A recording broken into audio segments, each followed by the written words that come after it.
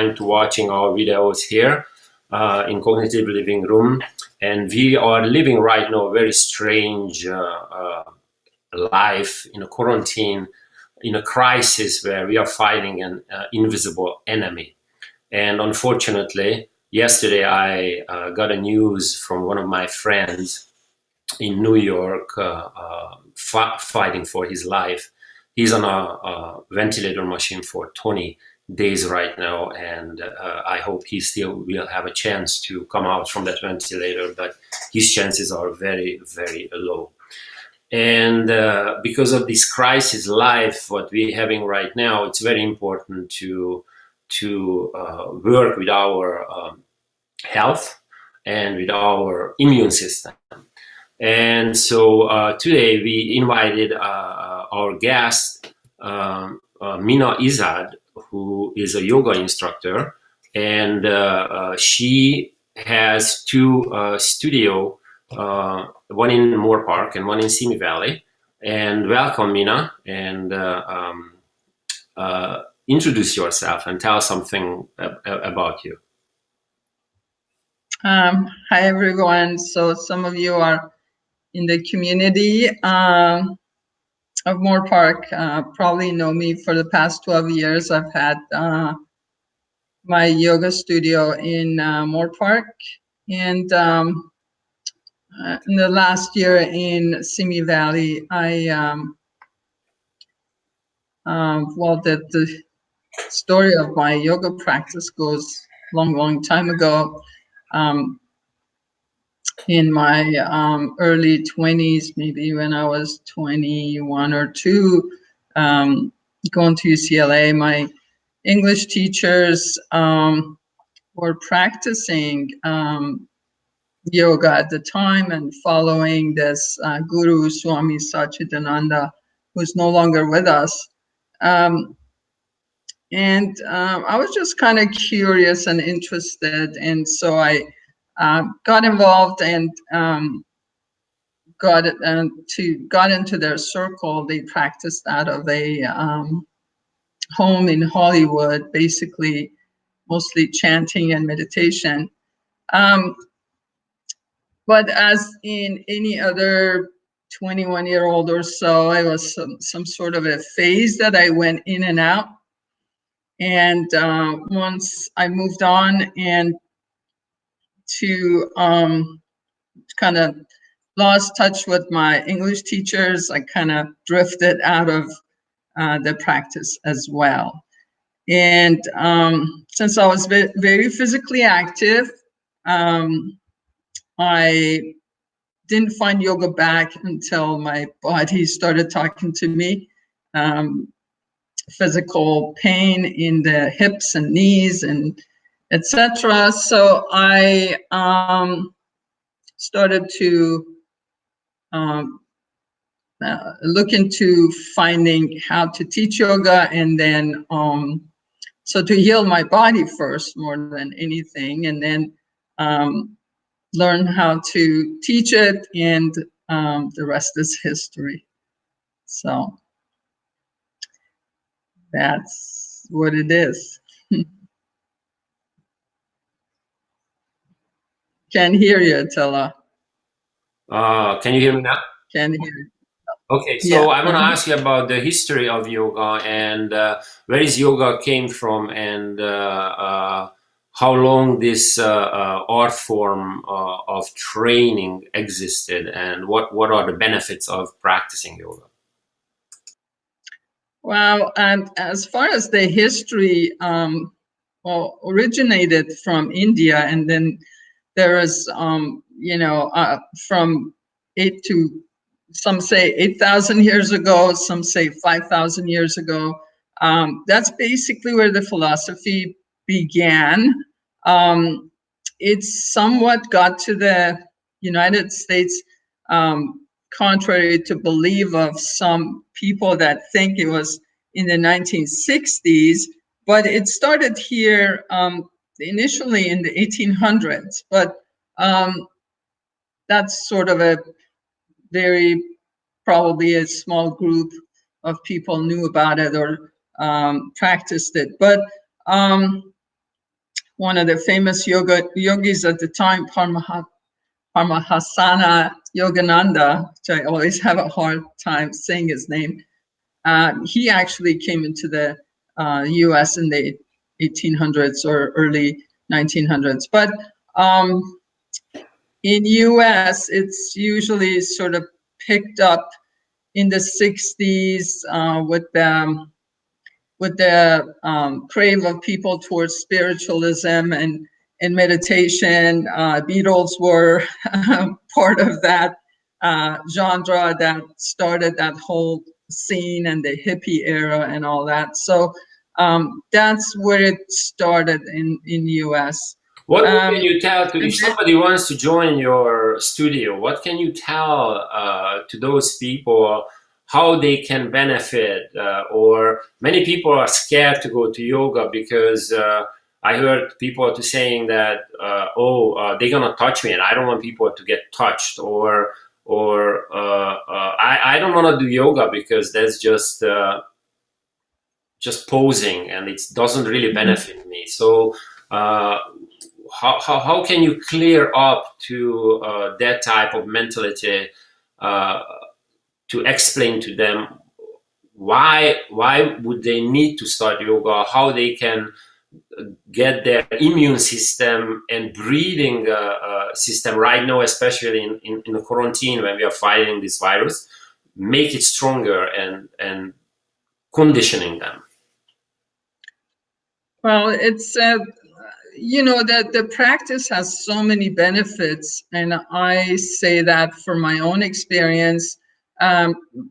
There's obviously practicing of the poses has physical benefits, which helps you with joint ache and stuff like that. But it's beyond that. It's there's so much to it. It's not just the physical practice. When you become in tune with your body, you and know how you exactly feel in different parts of your body, you begin to sort of reflect with your own inner feelings as well, and that's how you can manage your emotions as well. At the times right now that there's so much fear and anxiety is going on, when you learn how to manage your feelings, that's how you can stay calm and peaceful. And the practice throughout some time, it's not a quick fix. So it's not that somebody is going to jump into doing a few poses a day and then expect miracles to happen. It's a constant daily practice. And if you but the benefits are long term, and so anyone can do it at any extent. And you just you have to let your guards down and at least try it and stay with it for a while, because again, it's not a quick fix. It's not gonna fix anyone quickly, whether it's physically or emotionally. I just want to explain to the listeners that I know you for a long time, and I actually practiced with you for over 3 years, 2 times a week, and I practiced with other yoga teachers, and I have to say that your teaching methods, I'm a coach, and I coached athletes who actually went to world championships, and they were an elite athlete. And your teaching methods are really amazing, and I really loved it because on the 3 years, we never had a class the same way. Every class was so different and so powerfully moved not just my muscles and bones, but even my nervous system and my heart and my breathing system and everything. So the reason why am I telling that can you explain how many different type of yoga style exist out there, and is yoga just a practice and condition for your body, or is it a philosophy behind it? Well, there's, as far as different style of yoga, there's lots and growing since especially since it got such a big momentum in the Western world. Um, it became a huge, I hate to say it, but somewhat of an industry, because anyone out there can add the yoga to whatever they're doing and um, call it a yoga, or make it their own unique way. But there's lots of different style. Um, some are very sort of more in a relaxed way. Some are more energetic. But basically, they all the physical different styles, they came from Hatha yoga, which is the oldest tradition, and then everybody's sort of poses probably is pretty much the same in most practices, except maybe a couple such as Kundalini yoga. But the rest, they all kind of the same, except maybe with variations of different sort or speed. Um, and as far as philosophy, yes, um, yoga is a philosophy, which is in basically practice. It's a practice in the religion of Hinduism, but that's not actually practiced in the Western world. It's, you apply the philosophy, however, you don't have to necessarily be a Hindu or follow that religious concept of it. I see. Now, if let's say someone practices yoga for 10, 15 years, is anybody can be a teacher and teach other people to be yoga master, or do they have certain levels of teaching? You know, like in in a university, you have a teacher, you have a professor, you have a PhD professor. So, do they have different levels of teaching? And what do you need to do to be able to teach yoga for? This is for people who are much more advanced than a beginner. And as far as can anybody teach yoga? Yes. As you can see, there's lots of um, schools of yoga that pop up. We also have teacher training at our studio. So um, yes, you can learn how to teach. However, again, there's so much depth to it. Unfortunately, some people, again, have made or yoga teaching a career. They maybe go through a training, whether it's 2 months or a year or whatever, and then they just jump into teaching right away. And it takes a lot more than that. So it's not someone who's just going to go teach an aerobic class or stretching or whatever. So it's more to it. But yes, anybody can teach it. But in my opinion, if you are doing teaching yoga as a career to make money, you get burned out very quickly. And so, as far as being a master, in my opinion, a yoga teacher is always also a student.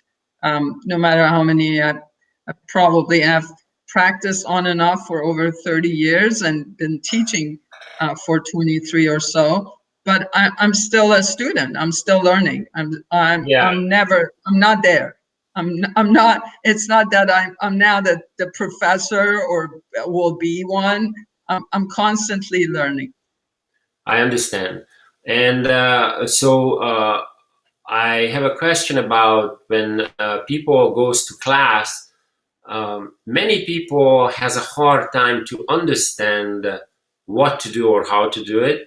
Even when mentally they understand it, they have a hard time to give an order to the body to create that pose or that form that you want them to create it. How do you fix those people if they don't understand it, or even if they understand it, they have a hard time to give order to the muscles to make the right move? Well, it's we always, as teachers, we always constantly tell people you have to, yoga is not a one size fit all. So it's not that you can just watch the teacher or watch a video and follow that. So everybody's body is unique, especially in the modern times. Most of us have adapted the body into mostly bad posture due to a lot of computer use, etc. So a lot of us are kind of rounded back or forwarded neck, stuff like that. So you really have to adjust the practice according to your own physical structure. And in a class, I usually recommend, if someone is a brand new, to maybe have a session with me so I can physically see how their body is and maybe guide them into the poses. But Do you touch them to yeah. fix the poses, or they have to learn it on their own? And no, I mean, it's not that you have to learn. I mean, by starting to do it, and the more you do it, you learn the more poses more, and you're able to adjust it according to your own body and get better at it. And once you start getting more flexible and strong and stuff like that. So again, some people have to be individually trained with someone, maybe have a couple of private sessions or something. And some people are very natural at it. The moment they start doing it, I'm shocked to see how amazing they do, even though they've never done it before. I know you teaching yoga for over 22 years. In your experience, did you ever met with somebody whose health drastically changed, or they were in very bad shape and they came out after a couple of years, like Arnold Schwarzenegger, or some type of like amazing stuff, or superhero, A superhero. That's a lot to ask for. No, it's not. I'm You have not to a aim high. superhero yet. No. Why don't I use myself as an example? Because I was diagnosed with, well, through lab work and blood tests and everything, I was diagnosed with rheumatoid arthritis, I want to say over 20 years ago. However, I'm asymptomatic, and I never had to take any medications or anything. And I basically am a firm believer that I healed my own body. So that's, and again, I have a knee with 2 torn meniscus. I'm still hiking for miles and miles, and recently, since the trails are closed, I started jogging. I was not running for ever since they diagnosed me with the torn meniscus, but I started jogging again. I'm doing great. I'm not have any limitations, so I know that I healed my own body with the practice. Yeah, that's good. We are running out of time, and I wish everybody who is listening this interview and they are local to sign up for your studio. I know that you have 2 studios, one in Moore Park and one in Simi Valley, and we have your website here on the bottom.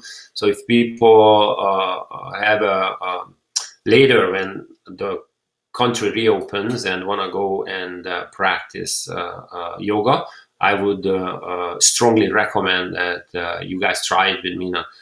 And before we leave, would you recommend one book and one movie for the people in this quarantine to read, or just to have a fun time for 2.5 hours to watch a movie. Sure. Well, before I say that, you guys can join us. We are offering Zoom classes right now, classes via Zoom. So, and everybody's welcome to join in. Just go to the front page of my website and follow the direction. Every week we add more classes, so everybody's welcome.